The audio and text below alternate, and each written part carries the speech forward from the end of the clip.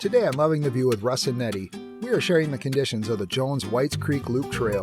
We traversed washed out water crossings and had a fun time exploring the newly rugged landscape. We took the trail counterclockwise and the trail conditions were unremarkable until you get to the Mount Rose Wilderness sign. Oh, so we go up this way. We started to see evidence where the water ran as the forest debris started covering the trail. You can tell this was an area of runoff.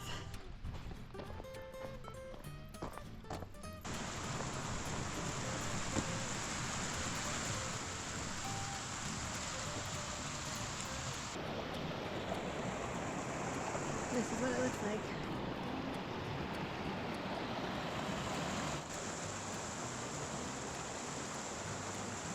A little further up the trail, approximately 2.5 miles in, is when we started seeing evidence of flooding and where the rushing stream flowed from different branches.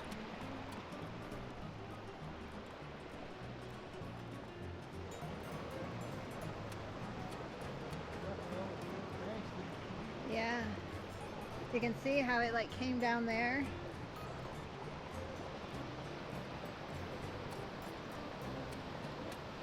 Like right at the ground level. And just beyond this area is where the trail was overtaken and we had to crisscross the flowing water in several spots.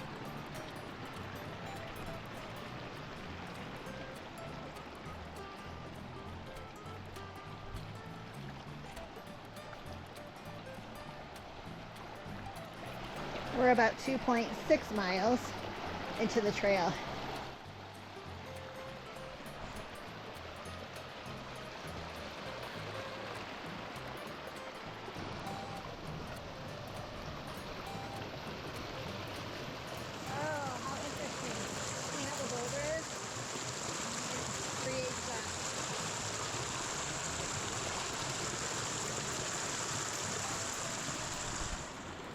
Are you on an island of one?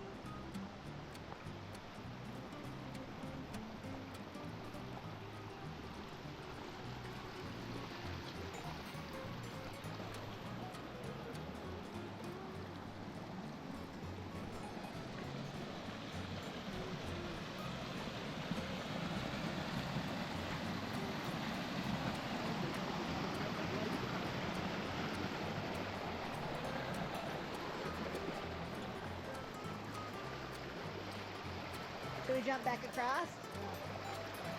Wait a minute, Lily.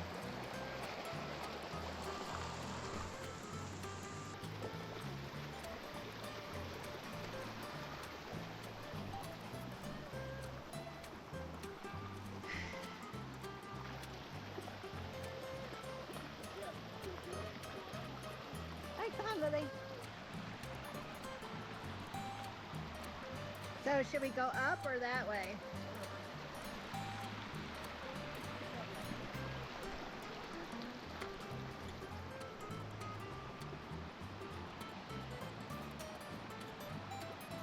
I think I'm gonna go this way.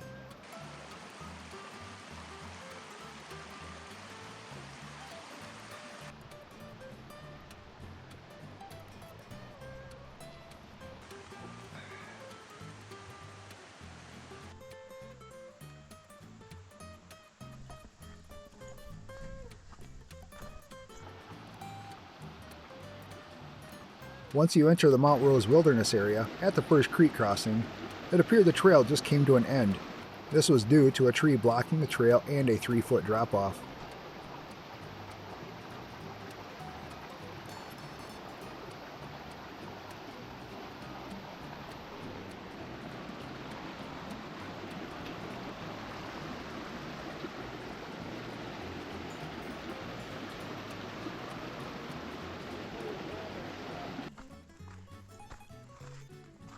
We did make it across the stream safely, and we followed the trail with rushing water below us as we saw more evidence of land erosion.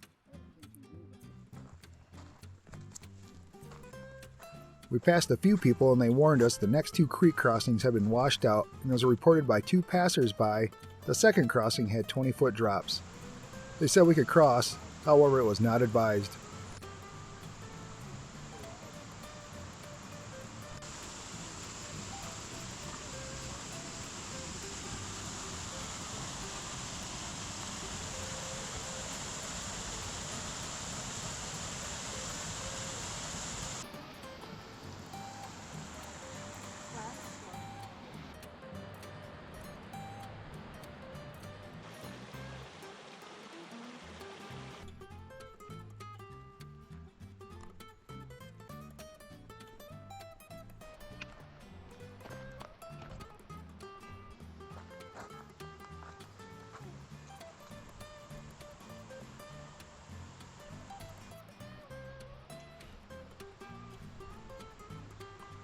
The next stream crossing also appeared to be the end of the trail.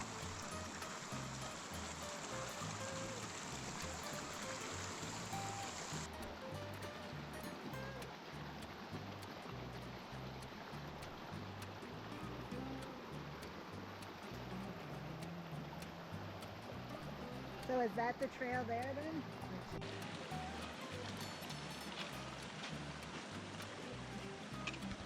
This area is now a double crossing with mud in between, and we could see where someone else left foot tracks in the mud before us.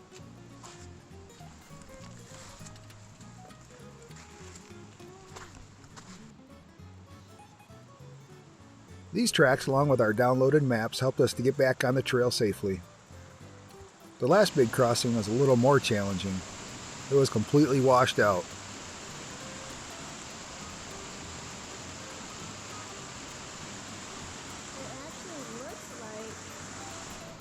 Go down right there and cross over to that big rock. Yeah, I think it could.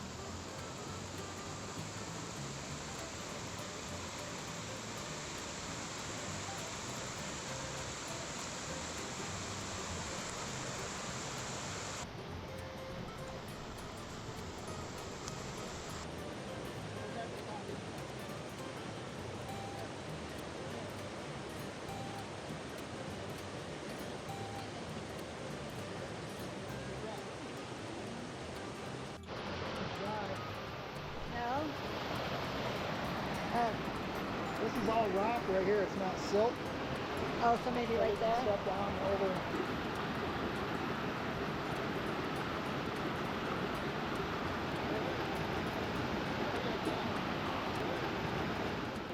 We now believe Lily to be part mountain goat, as she had no issues traversing this.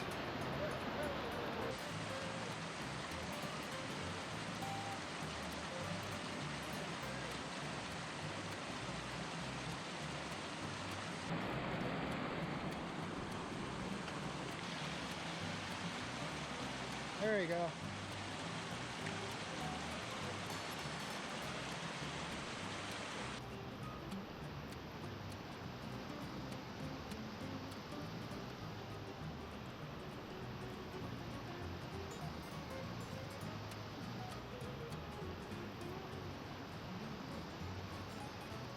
We came across this tree which had freshly fallen and another dry wash section as we climbed one of the last steep portions.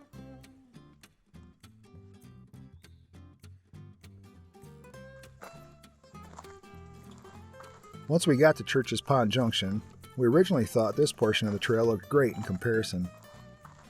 There were still dry ruts and we saw more loose rocks and small boulders where the water washed away the topsoil.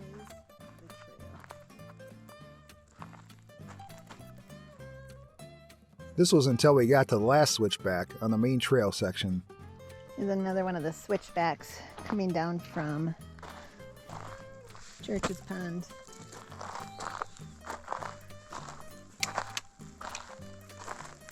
Wow.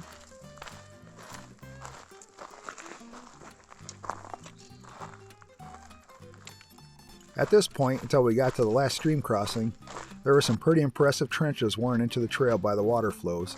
It reminded us of a mini Grand Canyon. It was a great adventure, and we are happy we were able to safely see the power of Mother Nature.